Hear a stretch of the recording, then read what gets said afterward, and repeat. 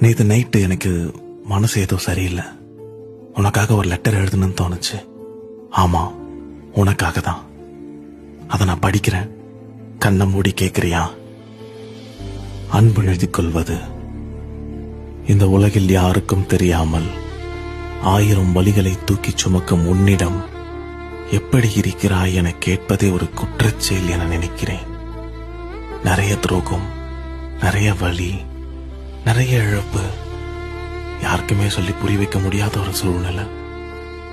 இவ்வளவு இருந்தும் 1000 புயல்களை கண்ட ஒரு மரம் மாதிரி நீ தைரியமா நிக்கிறீல்ல.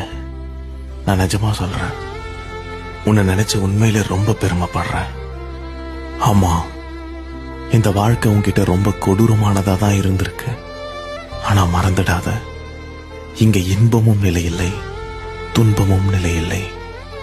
நீ முன்ன மாதிரியெல்லாம் இப்போ சிரிக்கிறது கூட இல்லை. எப்பவுமே ஏதோ ஒரு சிந்தனையிலே இருக்க. எனக்கு உன்கிட்ட பிடிச்ச விஷயமே என்ன தெரியுமா?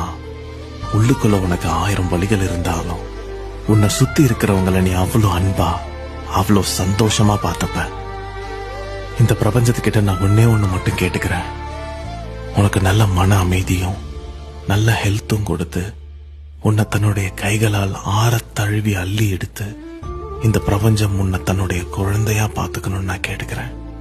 உன்னுடைய கனவுகள் எவ்வளவு பெருசா இருந்தாலும் அதை நோக்கி நீ எடுத்து வைக்கிற ஒரு அடியும் உன்னை இனிமேல் முன்னேற்றத்தை நோக்கி கூட்டிட்டு போகணும்னு அந்த யூனிவர்ஸ் கிட்ட நான் கேட்டுக்கிறேன்.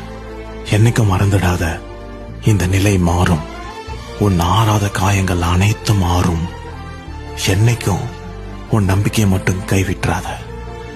இப்படிக்கு உன் ஆரோக்கிய hugs and deep breaths. Take care.